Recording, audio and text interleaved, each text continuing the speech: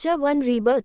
ये क्या है? जैसे ही उसने धीरे धीरे आंख खोली, उसने देखा कि उसके आंखों के सामने सफेद छत और दीवार थी। साइड से मशीनों की आवाजें आ रही थी।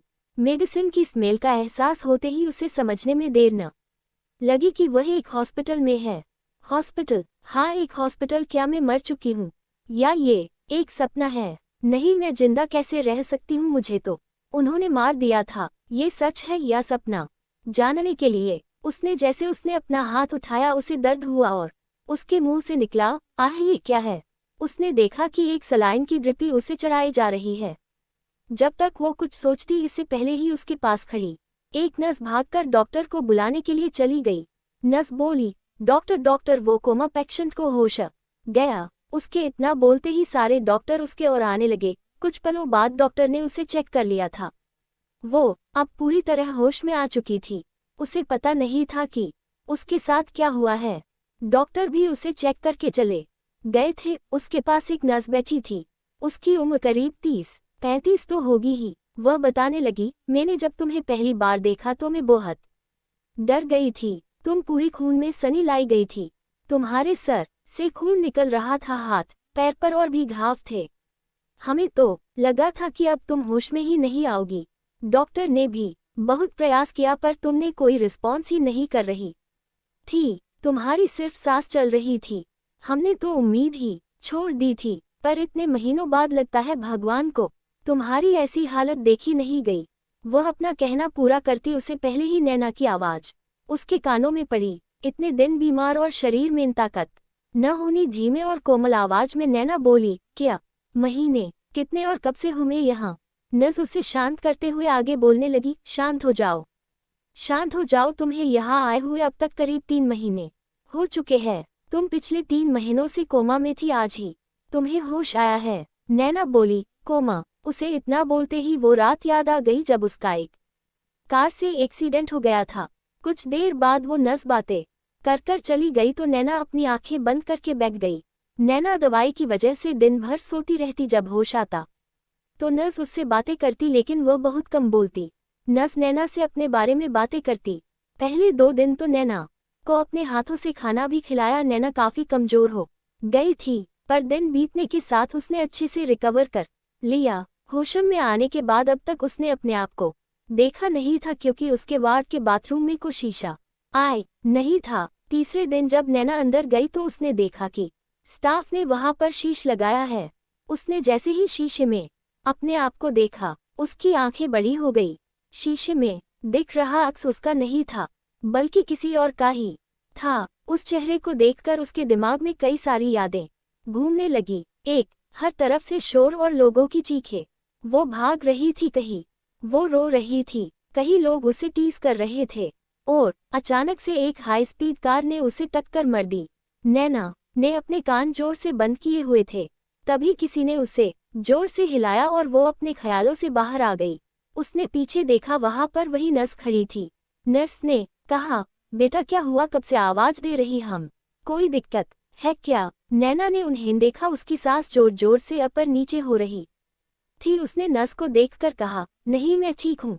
उस नर्स ने नैना को एक नज़र देखा और वह बाहर चली गई। नैना फिर से अपने ख्यालों में खो गई। उसने वापस उस अक्स को देखा जो उसके सामने दिखाई दे रहा था। सूख होठ, पतला शरीर, कमर से नीचे तक के बाल जो थोड़े कम उसके घुटने तक आते थे, जिसकी चोटी बनी हुई थी। हाइट करीब 5 फुट 5 इंच के आसपास होगी, लेकिन फिर भी उसे देखकर ऐसा लग रहा था कि जैसे किसी ने उसे उसकी आत्मा निकाल ली हो। और यही सच था, नैना देसाई की आत्मा इस लड़की यानी आर्या खाना के शरीर में आ चुकी थी। उसे नहीं पता था ये सब कैसे हुआ, लेकिन यही सच था।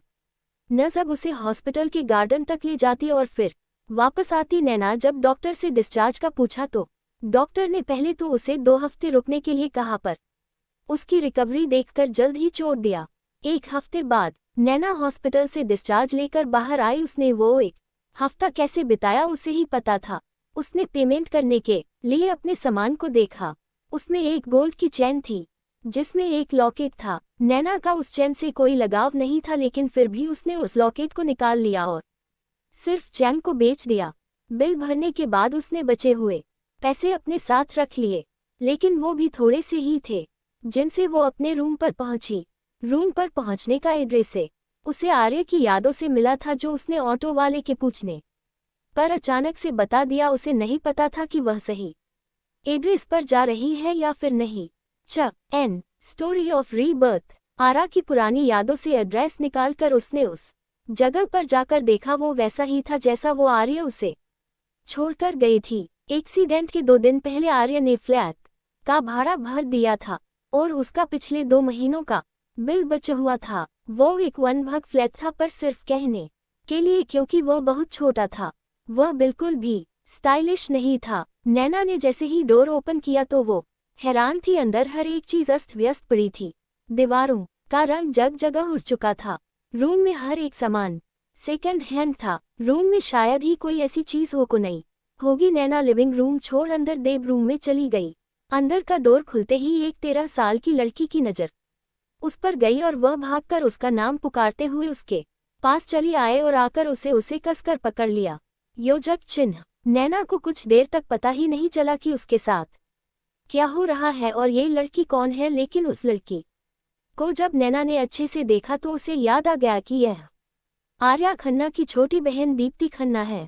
वह अभी सिर्फ 13 साल की है। आज तक ऐसा कभी नहीं हुआ कि आर्या इतने दिनों तक घर छोड़कर कहीं बाहर रही हो, जिस वजह से दीप्ति बहुत डर चुकी थी और उसने नैना को आर्या समझकर जोर से गले लगा लिया। दीप्ति के आंखों से आंसू बहकर नीचे गिर रहे थे। वह बहुत जोर जोर से रोने लगी थी। उसे लगा था कि उसकी आर्य दीदी अब शायद कभी वापस नहीं आएगी, लेकिन आर्य को अपने सामने देखकर उसे अपना रोना कंट्रोल ही नहीं हुआ। वह फुट फुट कर रोने लगी। आर्या ने दीप्ति को अपने आप से दूर किया और उसके आंसू पोंछते हुए कहा, कोई बात नहीं, अब मैं वापस आ गई हूँ, तुम चिंता मत करो, ठीक है। नैना ने दीप्ति से कहा। उसने उसे वहीं पर रखी एक चेहरे पर बिठाया और कहा, क्या तुमने कुछ खाना खाया? दीप्ति ने अपना सर ना मिलाया में हिलाया। उसकी बात सुनकर नैना ने उसे कुछ पल देखा और कहा, तुम यहीं रुको, मैं वापस आती हूँ। इतना बोलकर वह उस फ्लैट से बाहर चली गई। उसने आते समय रास्ते में एक वड़ा पाव का स्टॉल देखा था। नैना वापस उसी स्टॉल पर चली गई। उसने वहां पर जाकर कुछ वड़ा पाव को पार्सल ले लिया और वापस उसी रूम में आ गई। दीप्ति अभी भी उसी जगह पर बैठी हुई थी। नैना ने उसे देखा और अपने हाथों में रखी पॉलीथिन बैग को सामने किया। दीप्ति ने जल्दी ही उसे निकालकर देखा, उसमें वड़ा पाव थे। दीप्ति जल्दी से खाना शुरू किया। उसने नैना को पूछा भी नहीं और अकेली ही खाने लगी। जब दो वड़ा पाव को उसने खत्म किया तो उसकी नज़र नैना पर गई, जो उसे खाते हुए देख रही थी। दीप्ति ने अपने हाथ में खाने वाला उसकी तरफ करते हुए कहा, क्या तुझे खाना है? ऐना ने अपना सर ना मिलाया और दीप्ति के लिए पानी लाने के लिए चली गई। उसे पानी लेकर आने में 1 मिनट से भी कम समय लगा। उसने उस गिलास को जगती के सामने रखा और रूम से बाहर आ गई। बाहर का की हालत को ऑब्जर्व करने लगी। दीप्ति ने खाना खाने के बाद नैना ने उससे कहा, ये तुमने घर का क्या हाल बना कर रखा है? घर कोई ऐसे रखता है? कितनी गंदगी बना रखी है यहाँ। अब जल्दी से साफ करने में मेरी मदद करो। दीप्ति ने अपना सर नीचे कर लिया था। कुछ देर में दोनों बहनों ने मिलकर काम करना शुरू किया। पूरा फर्नीचर अपनी जगह से हिल चुका था। नैना दीप्ति को अजीब नजरों से देख रही थी। उसे नहीं पता था दीप्ति ने ये सब ऐसे कैसे कर दिया। दीप्ति ने उसके सवाल को समझते हुए कहा, वो घर में चूहा घुस गया था तो मैं बस उसे पकड़ रही थी। दीप्ति ने जवाब दिया। नैना ने अपना सर झटका फर्नीचर से धूल साफ कर दूसरे जगह पर सेट करने लगी। धीरे धीरे घर में पोछा लगाया और फिर सामान को अपनी अपनी जगह पर वापस रख दिया। करीब 2 घंटे बाद दोनों वहां पर जाकर उसी रूम में बैठ गई। बैग में अभी भी 2 वड़ा पाव रखे हुए थे। दोनों ने एक एक खा लिया।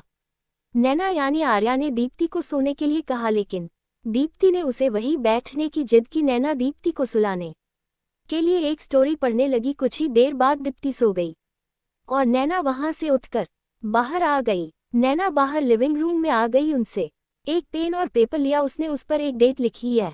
उस दिन की डेट थी जब नैना का एक्सीडेंट हुआ था। नैना हैरान थी क्योंकि उसका सिर्फ रीबर्थ ही नहीं हुआ था, बल्कि वह समय में भी पीछे आ चुकी थी पूरे 3 साल पहले। अब उसके पास वक्त था वो सब बदलने के लिए जो उसके साथ हुआ था, लेकिन उसे अपना बदला लेने से पहले आर्या खन्ना की जिंदगी को सुधारना होगा। यही सोचते हुए उसने तय किया कि वह नैना नहीं बल्कि आर्या की जिंदगी जाएगी। वह जिस सोफे पर बैठी थी उसी पर उसे धीरे धीरे नींद आने लगी और फिर उसकी आंख लग गई और वो सो गई। वो पिछले हफ्ते से ठीक से नहीं सोई थी। उसे वो आवाजें, वो हॉस्पिटल की स्मेल पसंद नहीं थी। आज वो कई दिनों बाद चैन की नींद सो रही थी, एक सुकून भरी गहरी नींद। नैना की आंख धीरे धीरे खुली तो उसने एक लंबी अंगड़ाई ली। वो अपने बेड पर ही थी। उसने अपनी आंखें एक दीवार की ओर घुमाई तो उसकी आंखों से नींद गायब हो गई और वह झटके से उठकर बैठ गई।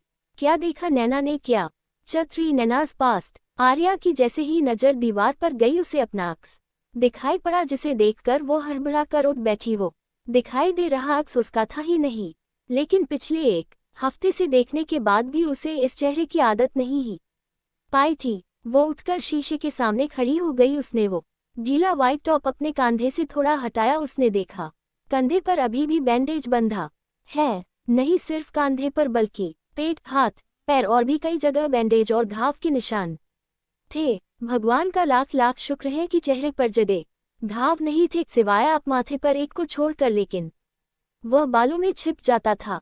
कुछ देर में वो नहाकर बालकनी में खड़ी हो गई। बाहर का नज़ारा देखने के बाद उसे पता चला कि वो कल रात से रही है और अब शाम हो चुकी है। वो कल शायद 11 बजे सोई हुई थी और अब पूरी 20 घंटे की नींद लेने के बाद उसे हल्का फील हो रहा था। नैना ने अपनी पुरानी जिंदगी को याद किया। अपने चाचा के साथ बड़ी हुई नैना किसी किलिंग मशीन की तरह काम करती थी।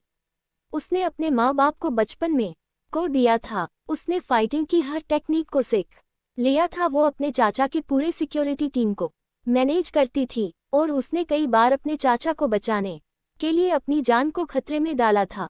एक दिन वो अपने ट्रेनिंग सेंटर में ट्रेनिंग कर रही थी कि तभी उसके चाचा वहां आ गए। उसके चाचा कभी भी वहां पर नहीं आते थे जब तक कोई जरूरी काम न हो।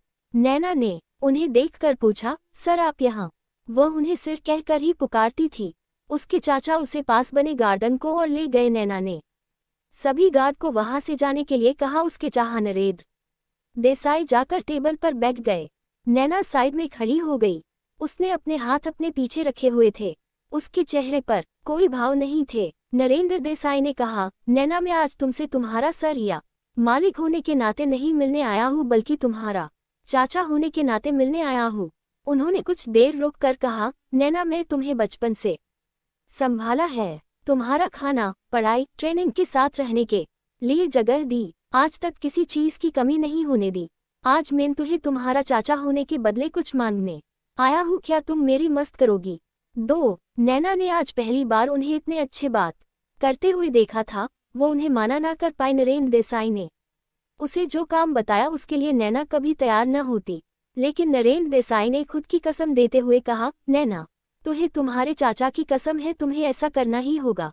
उसी शाम उसके पास कई सारी फाइल्स आ गई। पूरे 1 महीने तक उन सभी फाइल को स्टडी करने के बाद नैना को वीके ग्लोबल में भेजा गया। ये काटी की सबसे बड़ी कंपनी थी जो फ्यूल सप्लाई करती थी, साथ ही इंपोर्ट एंड एक्सपोर्ट का बिजनेस करती थी। सोना, हीरा, मोती, हर एक चीज जो जीने के लिए जरूरी हो।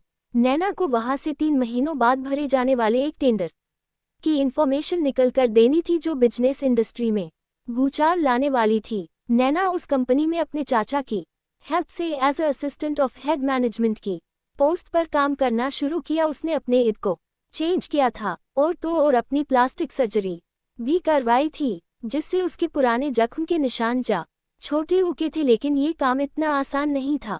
योजक चिन्ह, और यही वजह थी कि उसके चाचा ने उसे इस काम के लिए सिलेक्ट किया था।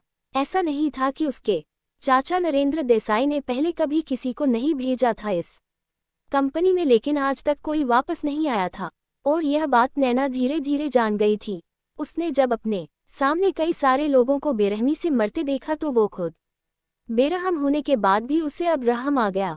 आखिरकार जब 2 महीनों बाद शांति से रहने के बाद वो दिन आया कि नैना को वो फाइल मिल गई जो वो ढूंढ रही थी। उसने उस फाइल के साथ के ग्लोबल को चोट दिया और उस जगह के लिए निकल गई जहां उसे वो फाइल नरेंद्र देसाई को देनी थी। लेकिन वो वहां पहुंचती इससे आए पहले शेरा के साथ कई सारी ब्लैक कार उसकी कार के पीछे आती हुई उसे दिखाई दी। शेरा ने उसके कार के टायर पर शूट किया, जिससे उसकी कार पलट गई। जब नैना की आंखें खुली तो उसने अपने आप को उस जगह पाया जहां वह चाहकर भी जाना नहीं चाहती थी। इस जम को पटल के नाम से जाना जाता था। पूरा अंधेरा था, पास खड़े इंसान का चेहरा देखना योजक चिन्ह मुश्किल था। नैना के दोनों हाथ जंजीरों से बंधे हुए थे, उसके हिलने पर वह जोर से शोर करती। अब तक उसकी हालत काफी खराब हो चुकी थी, उसकी आवाज निकलना भी मुश्किल था। कई घंटे बीत गए या शायद कई दिन। नैना को कोई मिलने नहीं आया। शायद हफ्ता गुजर गया। एक आदमी अंदर आ गया, उसके हाथों में एक चाबुक था जिस पर नुकीली कील लगी हुई थी। उस आदमी ने उसे इतना मारा था, वो मौत की दुआ कर रही थी। वो लोग उसके बारे में जानना चाहते थे कि उसे किसने भेजा है। नैना का कोई भी इंफॉर्मेशन कहीं पर भी अवेलेबल नहीं थी। ऐसा उसके साथ कई बार हुआ। वो आदमी कई बार अंदर आता और उसे अलग अलग तरीके से मारने की कोशिश करता। Death and rebirth. 1 महीना गुजर चुका था, उसे एक वक्त का खाना और पानी मिलता, उसके सिवा कुछ भी नहीं। वो खाना ऐसा होता जो वो सिर्फ जीने के लिए खाती। लेकिन अचानक एक दिन उसे वहां से बाहर निकाला गया। उसे अच्छा भरपेट खाना खिलाया गया और फिर उसे एक वीडियो दिखाया गया। उस वीडियो में उसके चाचा नरेंद्र देसाई अपने बेटे के साथ बात कर रहे थे। उसके बेटे ने उनसे पूछा, पापा आपने उस बिना बाप की औलाद को ये क्यों रखा है? उसे खत्म कर दो ना, ताकि सारी की सारी प्रॉपर्टी आपके नाम हो जाए। उसकी इस बात पर नरेंद्र देसाई ने उसे घूर कर देखा और कहा, कम अक्ल, उसके बाप ने मरने से पहले उसके नाम की विल बन के रखी है। जब तक वह 25 साल की नहीं हो जाती तब तक कोई उसे कुछ नहीं कर सकता। अगर उसे कुछ हुआ तो पूरी जायदाद ट्रस्ट में चली जाएगी। शुक्र मनाओ अब तक उसे मैन विल के बारे में कुछ पता नहीं होने दिया। मत तो आपने उसे वीके ग्लोबल क्यों भेजा? 2 नरेर के बेटे ने पूछा। उसका जवाब देते हुए नरेंद्र देसाई ने कहा, देखो 4 महीनों बाद वह 25 की हो जाएगी और तब तक वह फाइल को लेकर आ जाएगी, तो हमें वो टेंडर भी मिल जाएगा ही, जिससे हमारी कंपनी को बहुत फायदा होगा। और फिर हम उसे मार दें और नहीं ला पाए तो केगलो बी के लोग उसे मार देंगे, जिससे वो मर जाएगी। वो जब 25 की होने के बाद मर जाएगी तो उसकी प्रॉपर्टी भी हमें मिल जाएगी और हम उसके मौत का इल्जाम वीके ग्लोबल पर लगा देंगे, जिससे हमारी कंपनी को भी फायदा होगा। ऐसा करने से एक तीर से 2 शिकार हो जाएंगे। अपने पिता की बात को सुनने के बाद दोनों बाप बेटे जोर जोर से ठहाके मार के हंसने लगे और वो क्लिप वही खत्म हो गई। उसी के साथ नैना के आंखों शायद जिंदगी में पहली बार एक आंसू बहकर नीचे गिर गया। सामने से एक इंसान की आवाज आई जिसने मास्क पहन रखा था। आज रात 12 बजने के बाद तुम 25 साल की हो जाओगी। अब तुम चाहो तो अपने चाचा से मिल सकती हो। उस इंसान ने नैना के फोन से उसके चाचा को फाइल लेने के लिए बुलाया। रात के 10 बजे पूरी सड़क खाली थी। हाईवे के एक और नर देसाई कुछ गार्ड के साथ खड़े थे। तभी एक ब्लैक मई बैक कार हाईवे के दूसरी ओर आकर रुक गई। नैना उस कार से नीचे उतर गई। उसके हाथ वाली फाइल थी जो उसे नरेंद्र देसाई को देनी थी। उसने अपने कदम बढ़ाए और एक साइड को क्रॉस करके जैसे ही दूसरी साइड गई, एक तेजी से बढ़ता ट्रक उसकी ओर आने लगा। शायद उसके ब्रेक फेल थे। ड्राइवर ने कई बार हॉर्न बजाया लेकिन नैना वहां से नहीं हिली। नरेंद्र देसाई इस सीन को देखकर हैरान थे। वो नैना की ओर भागते इससे पहले ही एक जोर की आवाज के साथ उस ट्रक ने नैना को जोर से टक्कर मार दी और नैना हवा से होते हुए रोड पर गिर गई, लेकिन उसमें अभी भी जान बची थी। उसने अपनी खून से लाल आंखों को खोलकर देखा। नरेंद्र देसाई उसकी ओर नहीं बल्कि उस फाइल की ओर बढ़ा। उसने जैसे ही फाइल को देखा उसका गुस्सा फूट पड़ा। फाइल में कोरे कागज थे। नरेंद्र देसाई ने फाइल को हवा में उछाला और नैना की तरफ बढ़ा। नैना के चेहरे पर एक मुस्कान आ गई और उसने अपनी कमजोर आवाज में कहा, अभी खेल खत्म नहीं हुआ। नरेंद्र देसाई, मैं वापस लौटूंगी। अपना बदला लेने के लिए मेरा इंतजार करो, मैं वापस जरूर आऊंगी। नैना मर चुकी थी लेकिन उसके चेहरे पर मुस्कान अभी भी थी। उस मुस्कान में धोखा, तकलीफ, दर्द और न जाने क्या क्या था। और उस मुस्कान से भी ज्यादा दर्द था उसके दिल में। आज इस बात को सोच कर नैना को लगा कि सच में शायद भगवान भी उसकी तकलीफ और दिल्ली ना गई, इसलिए उन्होंने उसे ये री बर्थ दिया है। एक हल्का एहसास उसे अपने कंधों पर महसूस हुआ। एक उससे थोड़ा छोटा हाथ उसे पकड़कर खड़ा था। दीप्ति ने उससे कहा, आर्या दीदी चलो खाना खाने। नैना ने उसकी आवाज सुने तो जैसे वो ख्यालों से बाहर आए हो। रात का अंधेरा अपना घर बना चुका था। हर तरफ कालिमा थी। आर्या खड़ी हुई, उसने दीप्ति का पीछा किया वो डोर की तरफ बढ़ी थी ताकि बढ़ जाकर खाना ला सके, लेकिन दीप्ति ने उसे आवाज दी, दी आप कहाँ जा रहे हो? डॉट। आर्या ने पीछे पलटकर देखा, खाना लाने। 0 हो दी, मैंने पहले ही खाना बना लिया है, आप अंदर आ जाओ। इतना बोलकर दीप्ति अंदर से 2 बाउल लेकर आ गई। वहां पर कोई डिनर टेबल नहीं था, सिर्फ बैठने के लिए चटाई थी। दोनों बहनें नीचे जमीन रखी उस चटाई पर पलटी मार कर बैठ गई। दीप्ति ने एक प्लेट में दाल चावल निकल के आर्या की ओर बढ़ाए और उसने अपने लिए भी एक प्लेट में थोड़े दाल चावल निकल लिए। दीप्ति को जल्दी खाने की आदत थी, शायद उसने 10 मिनट में ही सब खत्म किया और वो आर्या को हैरानी से देखने लगी। आर्या बहुत धीरे धीरे खा रही थी।